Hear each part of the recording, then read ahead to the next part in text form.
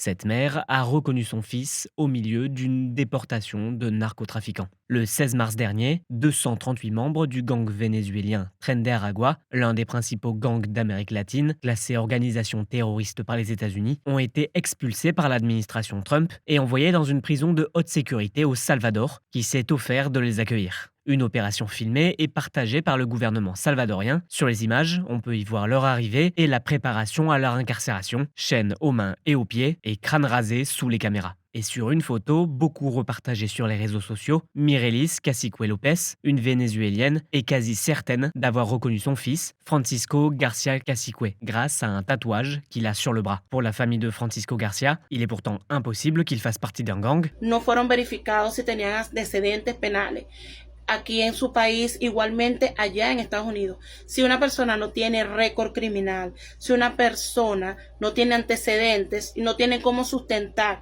el que dicen que es miembro del Tren de Aragua o pandillero, solamente por unos tatuajes, no amerita que lo hayas enviado a El Salvador. Elle affirme qu'il s'agit simplement d'un migrant arrivé aux États-Unis en 2023 et qui travaillait comme coiffeur au Texas jusqu'à son arrestation en février avec l'arrivée des nouvelles mesures de l'administration Trump. Selon la mère, son fils aurait été notifié d'un ordre d'expulsion des États-Unis après que le tribunal du Texas a examiné sa situation financière. En revanche, l'audience demandée par ce tribunal ne faisait pas mention d'une activité de gang. Désormais, Mirelis Cacique Lopez fait le tour des médias pour tenter de savoir comment son fils aurait pu finir dans ce centre. Quiero tu ayuda, quiero que me ayudes a difundir lo que está ocurriendo en El Salvador, lo que ocurrió con las personas que estaban en Estados Unidos, que los vincularon con el Tren de Aragua, solo por tener unos tatuajes. À noter qu'un juge fédéral américain a tenté de retoquer cette expulsion, mais trop tard, les prisonniers étaient déjà dans l'espace aérien international. Les gouvernements américains et salvadoriens n'ont jusqu'à présent pas divulgué les noms des détenus, ni la preuve qu'ils sont effectivement affiliés au Tren de Aragua. Tous les prisonniers arrivés dans ce nouveau centre devraient y rester pour une durée d'au moins un an renouvelable.